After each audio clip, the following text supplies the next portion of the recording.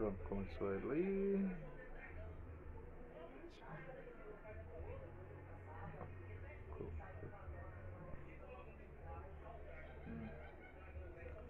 Bora lá. Museu Contemporâneo e os gabinetes de curiosidades. Introdução. Atualmente a afirmação museu não é um depósito de velharias. Não se deveria ser necessária entre as profissões do museu, dando lugar a várias propostas que seria o museu, como ele atuaria no contexto cultural de nossa sociedade. No entanto, ainda permanece difundida entre o grande público e a noção de museu, além de lugar de velharias, lugar onde pode ser encontrados objetos únicos, curiosos e maravilhosos. Seria interessante então refletir sobre a possível herança cultural que leva um grande público a esperar que o museu é exatamente o contrário dos seus profissionais que propõe. Deste modo, procurarei abordar uma provável herança cultural deixada pelos gabinetes de curiosidades do século é, 16 e 17 e a necessidade de compreender as referências de grande público com visitas ao trabalho museológico no sentido de atraí-lo para a instituição do museu. Gabinete de curiosidades. Existem por toda a Europa durante os séculos XVI e XVII coleções de objetos ou criados receberam esse nome de gabinetes de curiosidades ou câmaras de maravilhas do então Kurt Winterkamp. Polion, no texto La Cultura da Curiosité, conta que existiam centenas, se não milhares, de gabinetes na Europa nesse período, mantido por principais casas reais, humanistas, artistas ricos e burgueses. Um elemento que representa de cultura erudita, interessados para conhecer e colecionar o mundo que os cercava. Podemos mencionar durante esses ou mais conhecidos os gabinetes de Médicis em Florença, coleções do Império do Rodolfo, a coleção de Adurque Ferdinand do Castelo de Ambras, Viena, na Câmara de Curiosidades Duque Alberto Viviera. No entanto, os gabinetes não eram só privilégios da nobreza. No contexto de cá, podemos analisar os gabinetes por meio de Castiares Pierre Borel, que continham grandes diversidades de objetos.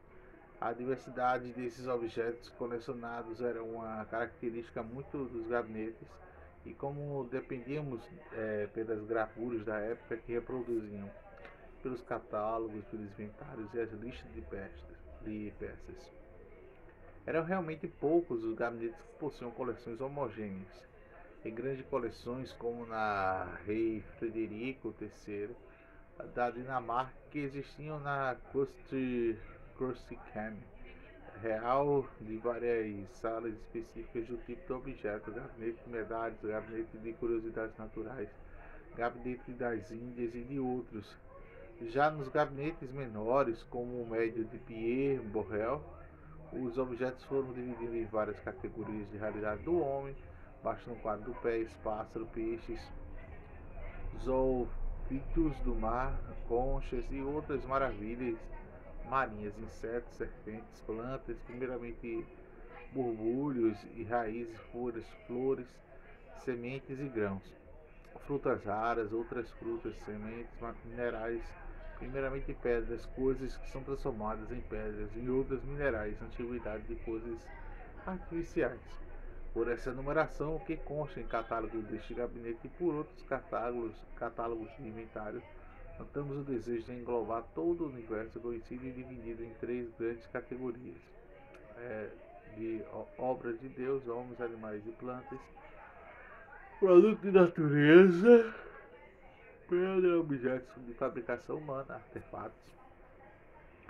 Existiam também dentro deles outros gabinetes e outros tipos de classificação, como por exemplo o que tem no é, paramento os quatro elementos: fogo, terra, água e ar.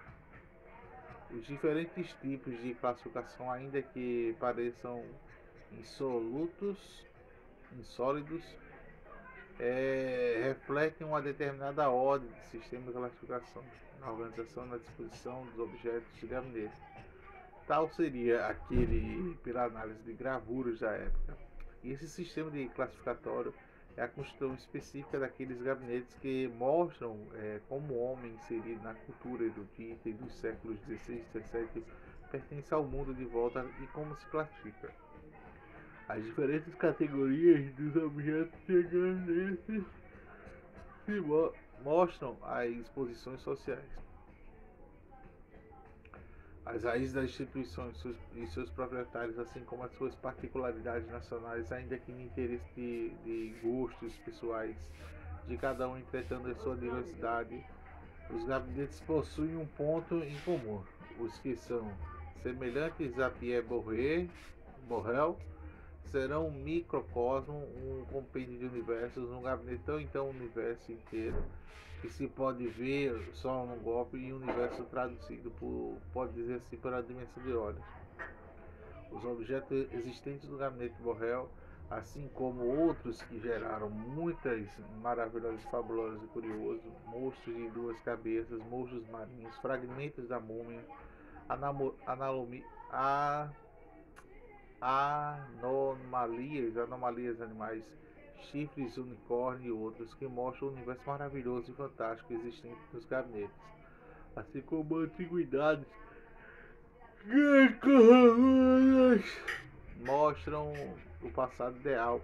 Os instrumentos científicos, como lunetas, microscópios, globos terrestres, instrumentos de astronômicos, mostram a engenhosidade da natureza humana.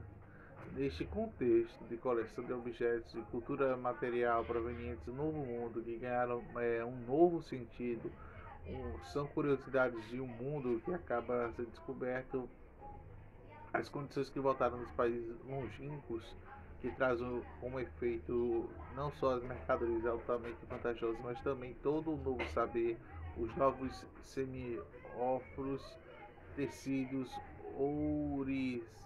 ouriversarias, porcelanas, fatos de pluma, ídolos, peixes, exemplares de flora, fauna, coxas, pedras, fluem assim aos gabinetes principais e aos dos sábios todos os objetos, e qualquer que fosse o seu estatuto original, que tornam-se a Europa semióforos, o que escolhia para o seu valor de uso nas causas e seu significado como representantes invisíveis de países exóticos, a sociedades diferentes e outros climas. Ana Cristina Guittori, o artigo A Imagem Visual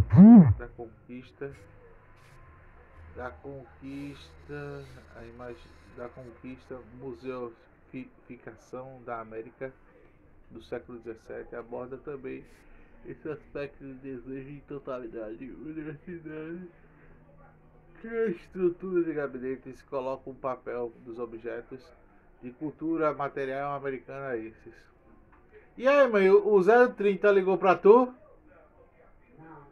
Os últimos para a autor e a totalidade para essas coleções, permitiu alcançar a problemática, pois conquistam a reunião de fragmentos selecionados que possível se obter. Todavia, mesmo que possuindo coleções que hoje realmente não pareçam tão diversas e fragmentadas, de curiosidades que representa todo um universo, constitui um microcosmo, reunindo em uma única sala, possuindo assim a totalidade de universalidade almejada na época, segundo a visão do mundo específica do contexto europeu do século XVI e XVII. Desse modo, o objeto etnográficos, assim como dentro de gabinetes, será representado com o universo que deseja conhecer e possuir. Apresenta que não se pode ver o que já está distante, e no entanto busca a totalidade das coleções etnográficas, que não procuram abranger toda uma série de elementos representativos determinada cultura, mas um único elemento que contivesse todos os traços representativos exemplar, buscava-se assim um raro e não um comum. Esses objetos etnográficos provenientes da América podiam ser encontrados em gabinetes de Viena, Bolônia, Praga, Copenhague, Uppsala, Holanda e também da Inglaterra. Olha, Cristina ainda com artigos peças etnográficas encontradas no inventário do gabinete de Antônio Gigante, localizado na Bolonha, observando a disparada de objetos que compunham o que teria frequente entre outros gabinetes, objetos das Índias Orientais que encontraram a coleção, um mapa pré-colombiano coexistindo em duas partes do Códex e dois cocares de penas na Flórida, e 9 ídolos de pedra do Novo Mundo, um machado de pedra, uma faca de pedra com um cabo de madeira, como o qual eles sacrificavam.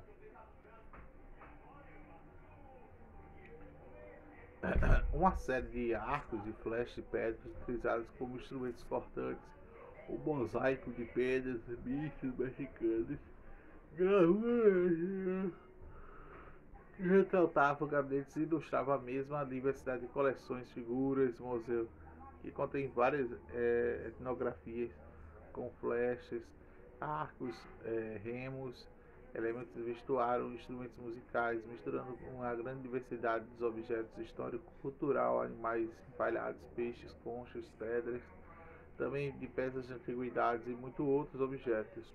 Em 3 gravuras do Museu de Ferrante do Império Napoleonês, Museu Francisco, em Verona, do Dr. Domitani em Baldago, encontraram a presença marcante de peças etnográficas, sendo assim os 2 primeiros existentes predominantemente da coleção histórica cultural da antiguidade e no terceiro da tônica da coleção são raridades de ilustração, não mesmo sendo um ponto forte de gabinetes de curiosidades, o objeto de cultura material proveniente do mundo recém-descoberto aparece em muitos deles como objetos curiosos ao mundo a ser conhecido remoto. Renascença do seu culto da antiguidade clássica, da queda da Constantinopla, colocando os europeus em contato direto com o Império Otomano, de grandes navegações que trazem a Europa ao Novo Mundo, distante de uma natureza e povos que até então desconhecidos, transformando a Europa, a cultura e a curiosidade das suas múltiplas formas, de forma dos componentes básicos da cultura erudita do século XVI e XVII. Tendo ingressado a cultura oficial do século XV, a cultura da curiosidade é banida no final do século XVII, o nascimento do saber científico coloca a necessidade do adestramento, do conhecer, na necessidade do método. A curiosidade se torna então um vício capaz de perverter o conhecimento, na medida em que não se traça limites e não tem regras nem métodos. É como propósito as ciências curiosas entram na cultura oficial. Enfim. No século XVI são banidas novamente pela igreja, pelas instituições de ciências, outros gabinetes de curiosidade com sua aspiração torna possível todo ser e aqueles que transformam os gabinetes da história cultural subordinados às perguntas científicas. Esses gabinetes e museus assim adquiridos ou adotados às universidades passam definitivamente para o poder de instituições científicas que organizam as prerrogativas do propósito científico. Mas será que realmente, vindo do campo de curiosidade, hoje não acreditamos mais nessa ideia do microcosmo, a ideia que, reunindo peças representativas de todo mundo em uma única sala, isso é possível? Estaremos representados num universo, entretanto, basta uma postura intelectual para que o curioso, o raro, o fantástico, deixe de exercer o seu fascínio sobre nós e nosso público, o que visita atualmente nosso museu, quando ainda existem traços culturais remanescentes do tempo dos gabinetes.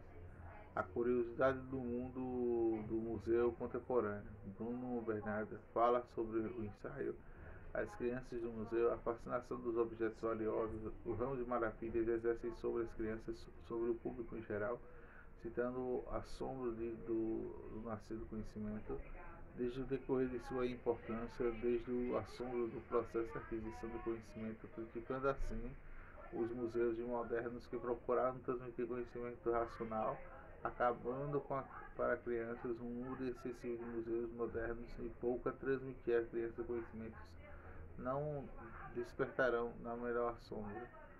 Acho que é melhor instilar a criança ao respeito do assombro, o único sentimento capaz de gerar conhecimento sugestivo. Tal conhecimento realmente enriquece a nossa vida, e pois permite transcender os limites do cotidiano, uma experiência mais necessária que fizesse. Desta maneira, valorizando tal sentimento frente ao curioso de forma de aprendizado e de transcendência, Bruno Benetti nos mostra que a relação do público e o objeto curioso é fecundada e não deve ser rejeitada pelo museu, pois ser justamente emocional e não racional. Ela consiste no público levando a construção do seu próprio conhecimento. Assim, principalmente o papel do museu seria, independentemente do conteúdo que possa ser estimular, o que é mais importante é cativar a imaginação, de despertar da curiosidade, de desejar e se aprofundar no significado daquilo que se propõe o museu. Por consequente, expectativa envolve um público em relação ao museu que deveria ser respeitado e utilizado como ponto inicial do diálogo do museu público, pensando no museu para a comunidade, respeitando a ideia de tradicionamento do museu como espaço onde se dá relação com peças raras, maravilhosas, que transcendem a nossa realidade. Poderemos conquistar este público para que ele usufruir da instituição do museu, inicie uma construção do conhecimento.